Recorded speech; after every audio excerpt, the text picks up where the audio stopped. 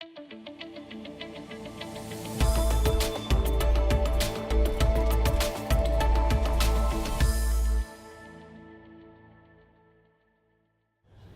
going to talk about personal communications. When Mary first approached me about this, she more wanted to talk about Skype and some of those things. But in today's world, personal communications is not just talking to somebody making phone calls, not somebody doing video calls.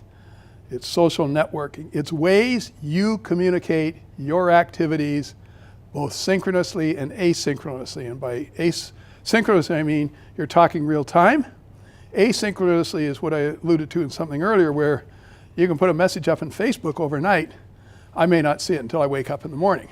And I can put a response, and the person may see it right away or may not. Okay? So, but I'm following several people I worked with when I worked in California. I'm following several of my Pan Am Game volunteer colleagues. I follow my daughter, not the rest of my family. But a lot of friends. And there's some people have stuff up that's of general interest. So I follow stuff related to the Invictus Games, that sort of stuff. So in this area, first I'm going to talk about what we call over-the-top communication services. You may have also seen the term VoIP, Voice over Internet Protocol. Skype will not use that term full stop. They just want to talk about being a communication service.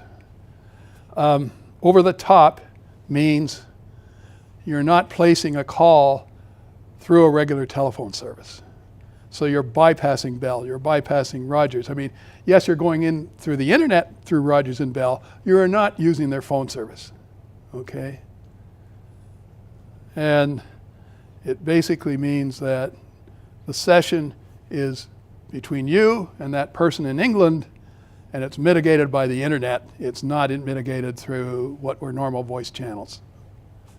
Okay. And there's one called Wired, which is done by some people who started Skype, and their focus is on making a totally encrypted system. That next one is Facebook Messenger, which I'll come back to why that has become so popular later. FaceTime is there for anybody on the Apple system. So FaceTime is only on Apple devices, but it's on all of them. Every couple of days we get to watch our grandson because my daughter happens to have FaceTime. BlackBerry Messenger was another one. It's more used in the enterprise market now. And then we have social networking, and that covers things like Facebook, YouTube, Instagram, Twitter, Snapchat, Pinterest. And then, but core to all of these is what we call the directory issue. Whom do you want to call? Whom do you want to follow? On these services over time, you build up a directory of people. I have 800 people on Skype. I probably have 1,000 people on Facebook as friends. Okay? I didn't ask them to come onto Skype. I didn't ask them to come onto that. That's where they are. If you're in Europe, you might have most of your friends on an application called WhatsApp. Okay?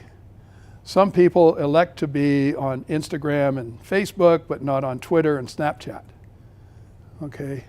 The point is, the selection of how you communicate, as more than anything, depends on who's in your directory, who do you want to talk with. Okay?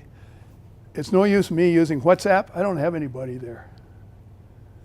But I got lots of people on Skype, on Facebook, Messenger, several on this Wire. You know, so those are the ones I use. You'll see there's other reasons I use Skype as we go along.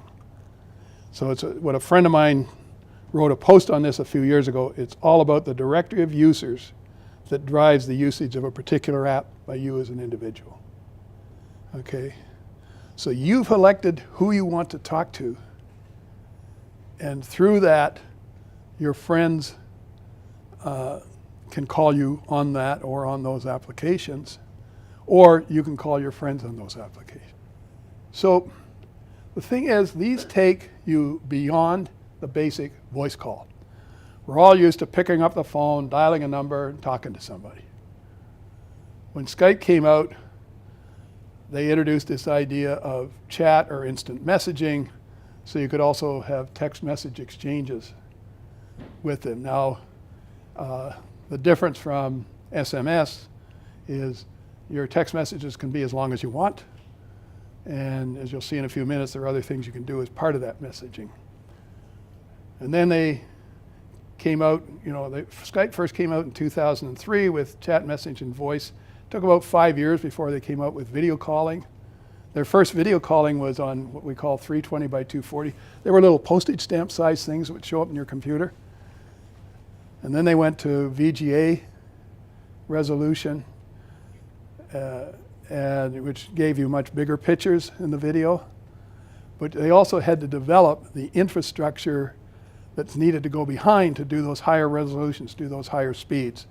And Skype was one of the pioneers in developing what they call the codecs that are needed to voice and video call. The thing is, Skype made those codecs publicly available, so Facebook could use them, so WhatsApp can use them, and so on. But through the evolution, we eventually got around to video calling. What's the biggest video call application in the consumer market? And you're going to answer, no. Type of call, who are you calling? You got grandchildren in Alberta? Oh, yes, lots of them. Yeah. The grandparent call is the biggest consumer application of Skype. Okay. And the second one is calling your children who have gone off to university somewhere else. In fact, often somebody go off to university. I know in the case when my daughter went to Western, she was on instant messaging almost immediately, and this was like 20 years ago. And my wife got perplexed. How do you know these things? Because she's sending me stuff on instant messaging that my wife doesn't get a phone call. But so the point I'm really making here is we can go beyond the basic voice call, we can go beyond the basic chat, video, and voice calls. Presence is something that says who's online. So through Skype, you can see if somebody's online. Through Facebook, you can see if somebody's online. And you want to know if they're online if you're going to try to call them. But it's also said, and one of the sort of etiquette things is if you're going to call somebody on these, send them a quick test message and saying, can I make a call? It's a polite thing to do because they may be doing something else, they may be on another call. And unless it's something really urgent, just send them a message and say, can I make a call? And if they say yes, then make the call. So it's evolved into having the ability to do group conference calls. Again, it's optional because it's only, I think you'll see in a chart in a moment, Skype and one other, Wire, I think, does group conference calls. Skype, you can have up to, I think, 25 on a voice call and up to 10 on a video call. Then this all gets complemented, and this is where it gets beyond, really beyond the basic calls, is by being able to send files, able to send photos, send videos and video messages, and you do these things called GIFs or emojis. You're all probably too old to haven't gone into emoticons and expressing things through these little smileys and all that stuff. Let me tell you, that younger generation, they know that stuff inside out. There was one group call we had on a Skype session for years, and all it was people sending these emoji answers or things, drawing up fancy little graphics and so on. So when I say it's complemented by that, this is in the Skype bar. You can, put in a GIF, send a photo, send a video message, send a file, and you can send a contact too. So if you have a Skype contact that you wanted to forward to somebody else, you can do that. But the point is, doing the file transfer, the image transfer, and so on is great. The one thing I forgot to put in there is screen top sharing, and that's the application where I said if you want to do your consulting with me, your 60 minutes of consulting, you'll probably need Skype on your device, because screen top sharing is a great way to do support to people and share. In fact, this whole presentation was done by desk screen top sharing. So my graphics guy would do stuff, update things, and we'd get to a point we needed to talk, and I could actually just pull up the video, these presentations, and say, we need to fix this, we need to fix that, do you have an idea to do this, that sort of thing. But when you can see it online, boy, it becomes real easy to deal with. And then, again, on voice over IP or all this calling, you bypass the traditional landline and mobile service providers and their sort of traditional voice channel, their traditional SMS channel. So let's go into more details on Skype, and we're going to go to their website here. But even here, you can do Skype to Skype calls, group video calls, instant messaging. You can call phone numbers. I don't have a business phone in my office. I just use Skype to call anybody. I needed to find Mary on her phone. I go into Skype, I call her phone number.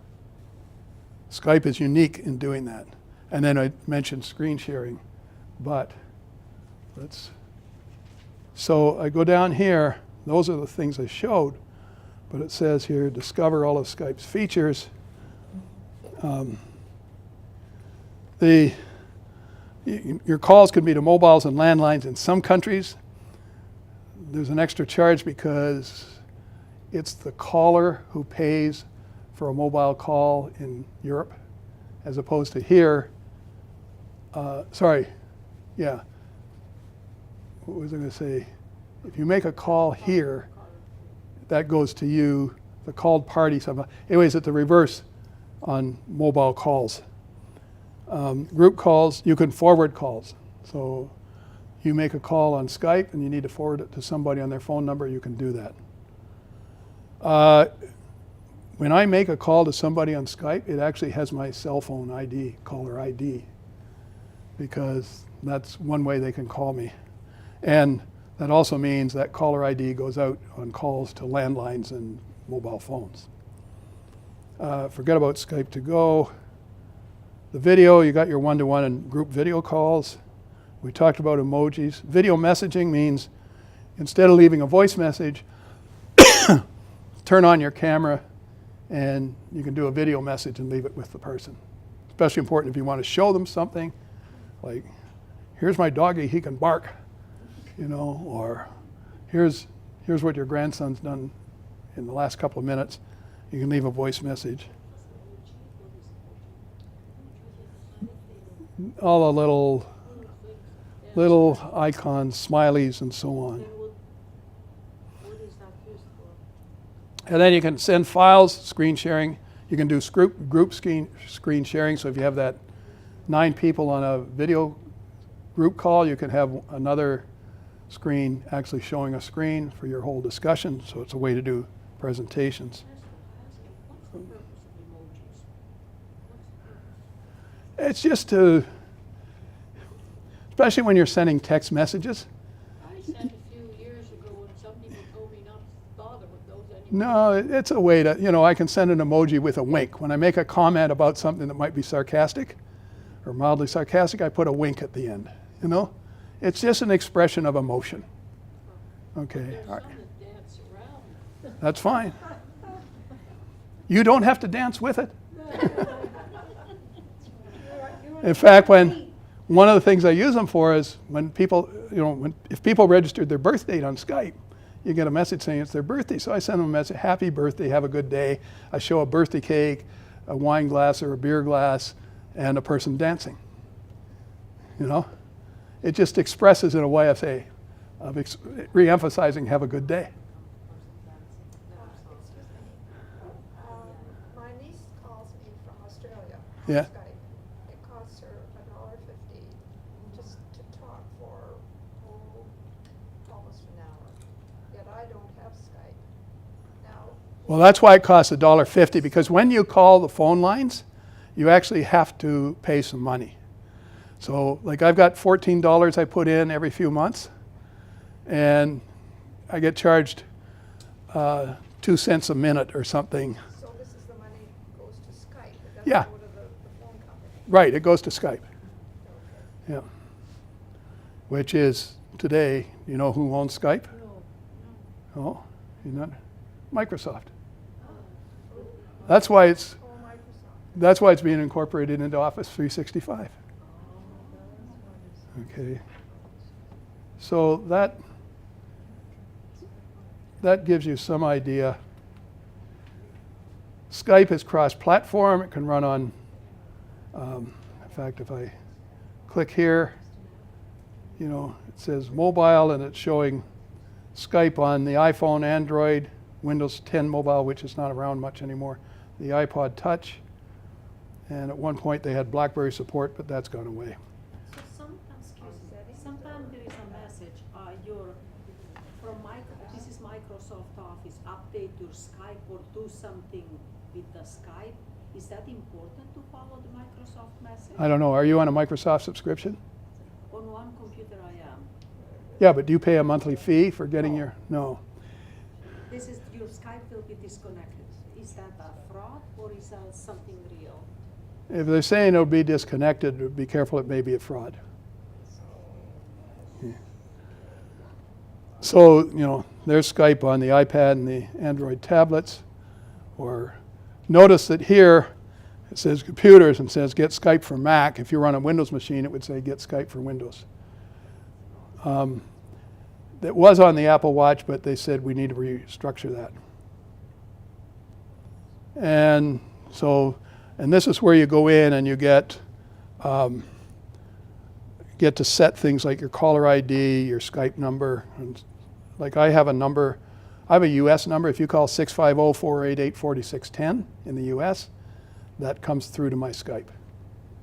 They do not have Canadian numbers, which is one of their. And then we get into worldwide calling. There's a couple of things I just want to show here. So let's say you want to call the UK. There are various options you can get. You can put in Skype credit and pay by the minute. The important thing here is you can buy plans that, like for Canada, if you want to call all European numbers, you pay $13.50 a month and you can call any number in Europe. So there's even a World Unlimited. You can call 63 countries for $18.50 a month. My point is I just have the North American version, which I'll go back to in the next slide. If I'm going to call somebody outside North America, I call them on Skype anyways. And here's a couple of examples where they're bundling Skype in with some Office subscriptions. So instead of buying Office at the store and getting updates that you have to put in every month, if you buy an Office subscription, they will do the updates for you automatically overnight when they put them up. And it's a lot easier way to work. And of course, Skype's an ideal complement to your Office activities. All right. So here, I've put together a feature comparison of several of them. And it sort of shows, like, notice all the X's under FaceTime, because all it is voice calls and video calls between Mac applications. There's no file transfer, there's no photo transfer, because you could do that file transfer and photo transfer through other activities within Apple devices. The encryption, end-to-end encryption. Skype more or less is end-to-end encryption, but there have been some claims that some people have broken it.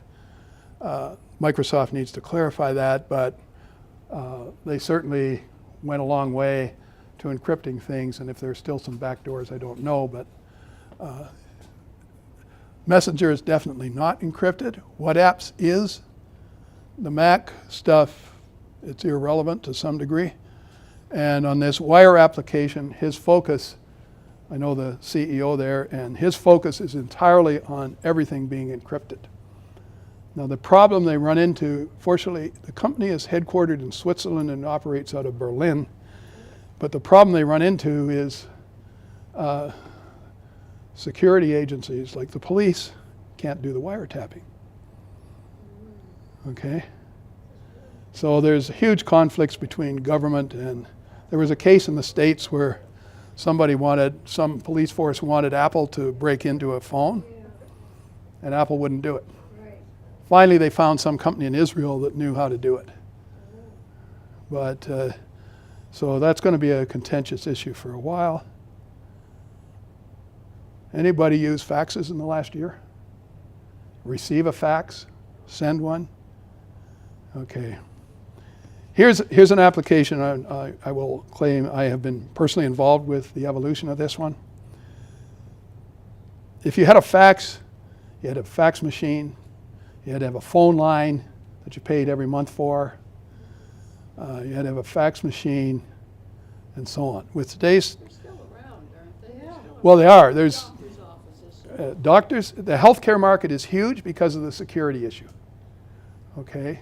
Faxes are legal documents. And you can fax stuff to your pharmacy. I'm going to give you an example in a moment. But basically, faxes, if I do a contract and I sign it and send the fax to the signed page, that's a contract. That's a legal document. So, as I say, fax is still very active. It's used in healthcare. The 55,000 pharmacies in Canada all have a fax machine. Every doctor's office has a fax machine. And at my doctor's office now, if I get a prescription, she can actually fax it over to my pharmacy right while I'm there.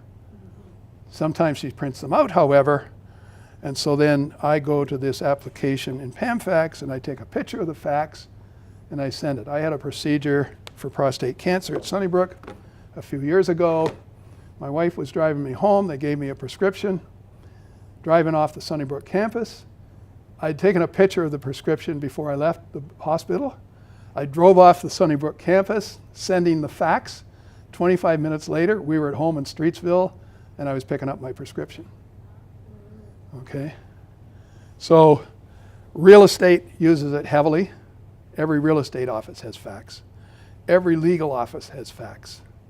A lot still used in the travel industry.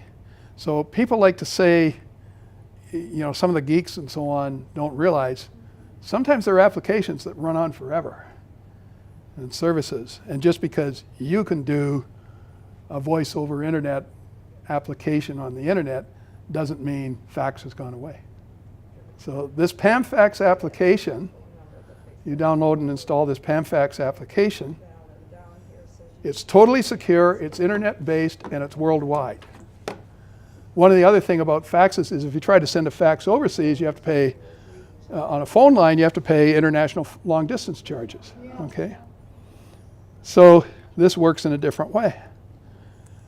It's a fax on demand. There's no phone line, there's no fax machine required. Okay? What happens is you send faxes, it's a pay-as-you-go. You get charged 9 cents a page, 10 cents a page, or something depending where you're going to. Okay? That's all you pay. You actually pay an amount up front. You pay $14 and then they deduct it as you go along. But you don't pay long-distance charges. Okay? You don't pay monthly charges with one exception, which I'll show you in a moment. Because most of the faxes sent, you want to send faxes out, you're not, especially in a home environment, you're not expecting to receive faxes. But if you're in a business environment where you need a fax, and this application is cross-platform. If you want to receive faxes, you have to get a fax number, and that does cost $6 a month. But if you're trying to fax your prescriptions, you're not waiting to receive a fax. The only time you might receive a fax is when you're dealing with a real estate agent and you're trying to sell a property out of town, and so the real estate agent needs to send you a fax to sign the documents or whatever. And one of the reasons real estate uses fax is because, again, fax is accepted as a legal document. And this application runs on everything. I'll tell you, the actual user interface was written here by an acquaintance of mine here in Toronto. He wrote it for Windows, for Apple, or for Mac, and for all the different mobile platforms. So it works on any of these devices. You use your camera to scan the document, okay? And it's all I'm trying to point out is, here's an application that has totally disrupted the fax industry, and yet you can still use the technology. Okay, let's go to social networking. Just some general concepts. I love this Churchill quote. A lie gets halfway around the world before the truth has a chance to get its pants on. So social network is passive and active content sharing. It's status information. It's finding news. It's media in terms of videos and photographs. It's location information. You get something like right now, I see one of my volunteers, she went on a trip to Ireland. I got a message on Facebook. Simone is flying from Toronto Pearson to Dublin Airport. Okay. I get these all the time from friends who fly. And you at least know, okay, she's gone to Dublin. And then she's following off on Facebook about her travels around Dublin, and I'm sending her advice about things to go and see because I just was there 2 months ago. Okay. So location information, you know, even last night I put up something. I was at a certain restaurant with my son for my son's birthday with a bunch of people, and there's an application that you can actually put on Facebook. I'm having a good dinner at Sibo Wine Bar. Okay, your daily activities, just the list goes on and on. It's the world's most open content publishing offering. Everyone becomes a publisher and a producer. Everyone by default builds a personal brand. And that's where you want to be careful on what you're saying, what you're putting out. I will not put out anything about my own family. I don't have their permission, other than my daughter's giving me permission occasionally to put stuff out with my new grandson. But I don't like to, you know, but I will put out information about where I am or that sort of stuff, and sometimes I'll write a short essay. When I was at Pan Am Games, most of my colleagues stayed in the village all the time because they had to help with registration of athletes and getting their room set up, and they didn't do the housekeeping. There was a housekeeping crew, but you know, they had a whole bunch of activities. I was one who got to drive around, so at the end of every day I'd do Facebook posts and said, I went out to this center in Markham and I got to watch water polo, okay, and had a couple of pictures. I went to the New York Athletics Center and showed some pictures of some races going on or some field activities, you know, and they appreciated that because at least they got some picture of what was going on. I was lucky. I got to see 12 different competitions. Most people got to see 1 or 2 because they had to pay for them. I did pay for one.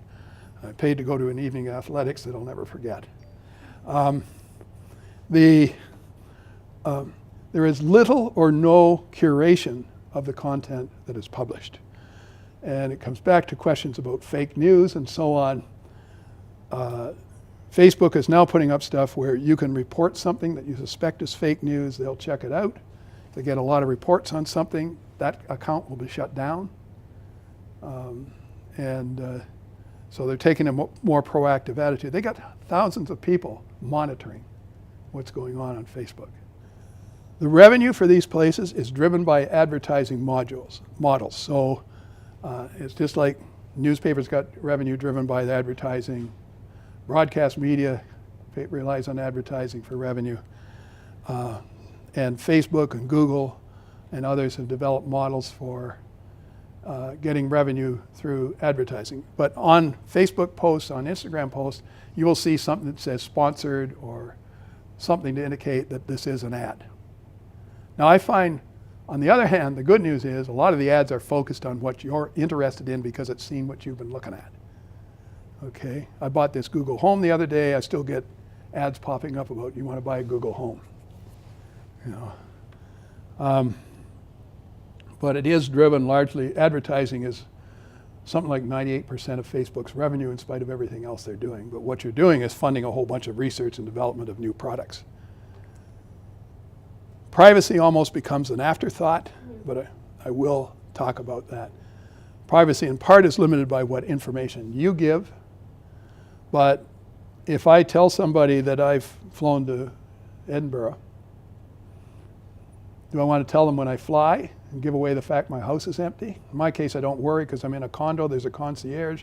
You've got to get through about 3 security issues. Or You can leave at home, you can get Rogers security services and monitor what's going on, and you can check on your phone to see who's in your house. But the security service also alerts the emergency or the public safety agencies and so on too. So, but on the other hand, there was a comment I saw somewhere, I think it'll come up, yeah it will. So the impact of social networking has been you build communities across geography. Your community is not just who you can meet here in Markham every week. Your community, my wife is playing bridge on the internet with her cousin in Coburg, with another cousin in, with a lot of her retired teachers' friends. And when we went to Ireland, she kept on playing crosswords with them. Okay.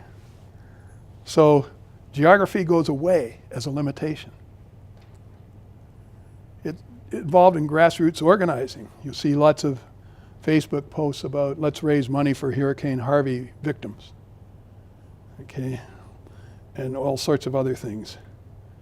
Employment and volunteering opportunities. Some of it will come through the advertising. Some will come through information about somebody's joined LinkedIn, or somebody will, often people will say, such and such a company is looking for somebody, and put a link to LinkedIn, that sort of thing. So fundraising, again, Mary could put up a campaign through Facebook for fundraising. Education. Talk more about, here you're talking curriculum issues, here you're talking professional development issues and so on. But it is an impact of some of the social networking activities. And I'm not talking just Facebook here. You build an awareness of your friends' travels and business activities if they publish about them. One of my former employees from 20 years ago, until last week, lived in Berkeley, California. And he tends to not be very nice to Donald Trump. And Berkeley's also known for having a lot of demonstrations and so on. And he's gone out to a few of these demonstrations and sends reports back on them and so on. So far he hasn't gotten beat up, but he has seen a few incidents that shouldn't be happening. Facebook, I call it the 800-pound gorilla. Over 2 billion accounts worldwide. A lot of them are personal, a lot of them are businesses. Governments. Trudeau has a Facebook account.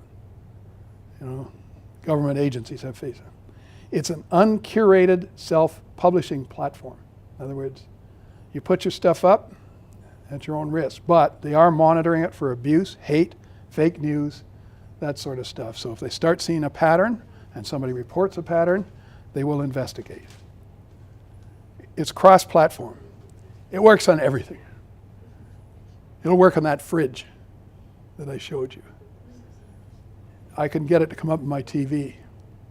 I can do it on all the devices that I have here today.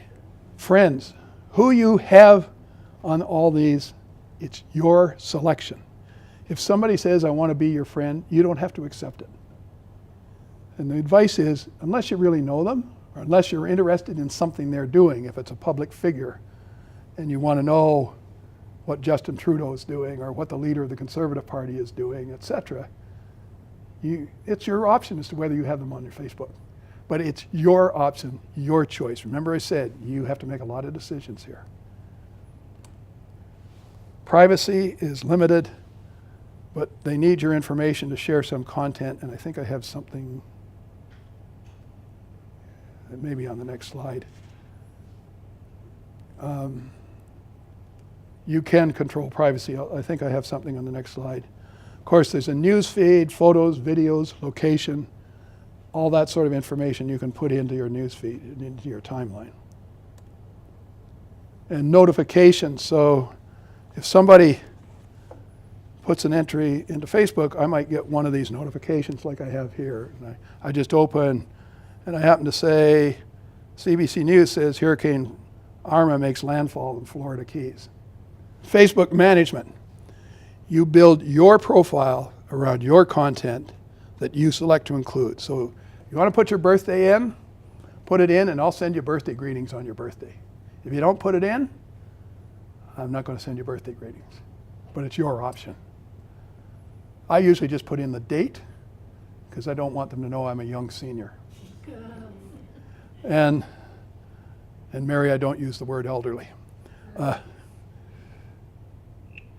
Relationships, people you have relationships with, contact info, that all goes in, it might say, who's your family? And you put in your daughter or your wife or something. Recently it was an interesting way to learn that a friend of mine and his wife had broken up. And I have the option to put in your contact information. You can put in your email address, your phone numbers. If you don't put it in, it's not there. So that's what I mean by be aware what data you're sharing. So the Facebook privacy settings. Who can see my stuff? Okay, you can go in and say, I just want my friends to see my stuff, or I want it to be publicly available. And there are a couple of steps in between too. Who can contact me? Again, if you don't put your contact information, they can't contact you. Who can look me up? Through an email address, a phone number, through search engines. Okay, so if you go and put my name up in a search engine, yes, it'll say, here's a Facebook link. But even if you find my Facebook, I might say, you've got to ask me to be able to. Where you are logged in. So this is a case of, remember I said Facebook's on multiple devices? If you log into a device that it hasn't seen you on before, you will get an email message saying, you just logged in on Internet Edge on a Microsoft Windows platform. Did you do this? If you didn't do it, you need to go and change your password or report it or something like that. And if you did, you just ignore the email. And you can actually go in Facebook. There's a place where you can go in Facebook and see all the places that you are allowed to log into. And then there's something about unrecognized logins. In other words, these are attempts to log into your page that failed, and it will give you information on where that attempt came from that you can report to Facebook. And then the other thing is, you will often go to a lot of applications, they'll say, just log in through Facebook. So Facebook has a secure way of letting you log into other applications. And the beauty of that is that, for instance, you don't have to retype your email address. Any of the things they ask for on a registration on a site, it pulls it all up from Facebook, so it's a simple way to do the registration without having to enter data. Here's the thing about, this comes from Bruce Neer, somebody out in well, he's actually at Harvard now, very expert on privacy and security issues. Consumers are concerned about their privacy and don't like companies knowing their intimate secrets, but they feel powerless and are often resigned to the privacy invasions because they don't have any real choice. People need to own credit cards. They need to carry cell phones. They have email addresses and social media accounts. That's what it takes to be a fully functional human being in the early 21st century. Some of the activities, news feeds, that's where you enter your status updates. It says, I might write a one-paragraph report about visiting the Titanic Belfast exhibit in Belfast. Or I might see some commentary, let's just say about a certain tax change that wants to happen, and I have my own comments on that, right? So I can respond to it. You share photos, you can put photos in, you can put videos in. I went down to the air show, I picked about 5 of the photos I took and put them on a Facebook feed.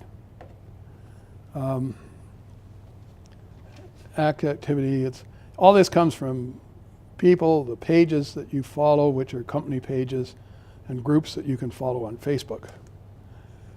You have the chance to do reactions to Facebook posts, say whether you like it, you love it, you're happy, wow, you're sad, and I won't use the word for the last one, very upset. Your timeline is a chronological feed of your own stories, That's where you put your profile in, your status updates, your photos, your interactions with apps and events. You put in a cover photo and a profile photo. My profile photo happens to be one that was done, I was at that Centennial Classic at BMO Field on New Year's Day, and they did a 21,000 million megapixel picture of everybody in the stands, and you can zoom in and find yourself in the stands. That's what that picture is. My profile picture, because our wedding anniversary was 3 weeks ago, our 50th, that's our wedding picture. So as I say, you put photos, archives, you can create albums. It turns out Facebook is becoming one of the largest repositories of photographs on the internet. Because you could just put every photo you took up there and they don't charge you for it. And then you've got your instant messaging through Facebook Messenger. Facebook Messenger, people can contact you even if you're not a Facebook friend. Okay. Now you have something called Facebook Live, which I mentioned here. It's streaming live video worldwide to your friends. On the other hand, I have a Facebook account following John Tory. Every time he does a press conference, I get an announcement that, oh, John Tory's doing a Facebook announcement to talk about new housing issues, or even when he was out in San Francisco on a tour, he did a Facebook Live of his presentation to a group of people in San Francisco where he was trying to get commercial investment in Toronto. And then you'll find questions and comments there. Like I say, politicians use it for announcements and press conferences. The federal government, especially the Liberals, are tending to use it more and more these days. You can promote new business activities and so on. And then there's this thing called Facebook groups. It's sort of building communities of special interest. Long ago, not far away, before there was an internet, we did have things called special interest groups, and they could contact each other through email. Email came around about 10 years before the internet had email. And but this is a way to build a community of a group. Say your golf friends, you want to have a discussion on golfing. One of the groups that I still administer is those 200 of those 300 people I was volunteers with at Pan Am Games. We have an ongoing thing because we're talking about the Invictus Games. We talked about the development of the village from being an athlete's village into residential units, you know, because we spent a lot of time on that site, on that physical site. So you can, it just depends what your interest is. And you do have administration. Like I'm an administrator. That group that I just talked about is a secret group. You can't find it on Facebook. If you want to join it, I have to say, yes, you can join it. And since this is particularly a bunch of people for whom the original purpose was not extended, I don't want to add anybody. You know, closed means it can be found and you can ask to join it. And then public are just that. Just another quote from Entertainment Weekly in 2010. It included the site on its end of the decade best of list saying, how on earth did we stalk our exes, remember our co-workers' birthdays, bug our friends, and play a rousing game of Scrabulous before Facebook? Instagram is another one that I do use. It allows you to do photo essays. Initially you thought it's just one photo, but you can do, you'll see here, you get likes and comments. But here's a way that I took 3 photos. So I was with my daughter out at a vegetable farm up near Ottawa recently. I took 3 different photos, and I had a way to combine them all into one particular photo. You can have multiple images. You can have 2 things. You can have an image like that, or you can have what you call a slideshow, where you can actually put up to 10 images, and they'll go slide by slide, and then you slide across to see them all. And so that's why I talk about the slider. Location. This was actually one of my Pan Am colleagues, but he works for WestJet, and every city he goes to, he puts a picture up on Instagram. But I blanked out their names for privacy reasons. And it has links to Facebook and Twitter. So most of the Instagram I put up, I say put it up on Facebook too. Now, guess who owns Instagram? One guess. No. Sorry? Facebook. Yes. Oh, Facebook. Facebook owns Instagram, they own WhatsApp, they own Messenger. Okay. So, and you can also put it up to Twitter and other things, but that gets more complicated. Twitter is 140 character messages. You may say, why is it 140 character messages? Because the original idea of Twitter was people send out these tweets and you could forward them to your SMS messaging on your phone. Remember I talked about SMS messaging being part of the carrier thing that's carried on your smartphones, in other words, associated with your voice calls. And it has a limit of 164 characters. Well, they have to make it a 140 character limit because of some overhead that needs to be on those messages. So if the former US ambassador sends a tweet out, I see it show up in my SMS messages. I can turn that off and just watch it on the Twitter application. Now, recently they said, okay, in that 140 character count, we won't include photos and videos. So in other words, you can send photos and videos. It's just that the 140 characters is all that will go to the SMS messaging. Again, as we know from the example that keeps on being discussed here, it's uncurated content, but it is monitored. Again, they don't want the abuse, the hate, that sort of thing. And I think this was something I picked up. Tonight belongs to J.D. Martinez. It came from Major League Baseball because he made his first home run or something or other, or multiple home runs in a game. Ilya Grigorik is somebody out of Waterloo who has applications on the internet, been around for a long time, and he's talking about something that only developers are going to understand. You do choose whom you follow. You can have notifications come up on your phone screens or on your MacBook or whatever. You do have a chance to comment and retweet. So below each tweet, you have these little symbols. You can say, I like it. I want to retweet it. That's I like it. That's where you can put a bit of a chat message in, but again, you're limited to 140 characters. And I think this is something to do, email it out to somebody. Here's a bunch of notifications about Twitter messages that I'd gotten. And then you can send messages between Twitter friends. So those are direct, we call them direct messages. You can or you cannot? You can. But it doesn't go out on the Twitter feed, it's just between you and that friend. And then you get sponsored tweets. Again, that's part of the advertising model. Snapchat, it's not for you and me. It's one that's very heavily used by our younger generation because they can play all sorts of games. They can put rabbit's hats on your head and all that sort of stuff. And you can also, it's also something that you can have an option to say you put a chat message up and only let it stay there for 10 minutes and it goes away. Things like that. But it turns out, as you can see from this demographic, it's largely an under 24 generation that's using it. But social networking, it grows in many directions, many market segments. For teenagers and adolescents, Snapchat. For business collaboration, there's a tool that many businesses use called Slack. And it's got features in for sharing documents, sharing work with colleagues. It's totally a work-focused thing. Geographical things, image versus text content. Instagram is largely images. Pinterest is largely images.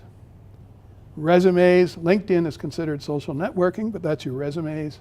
That's for job searches and so on. There's wine and food groups. Actually, I use an application called Untapped. And now I can go back and look at what kind of beer did I drink every night in Germany 3 years ago?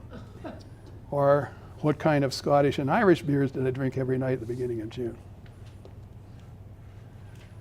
Sports, golf, hockey, educational alumni, student groups, there are special applications for that. There's one called Classmates for student groups and so on.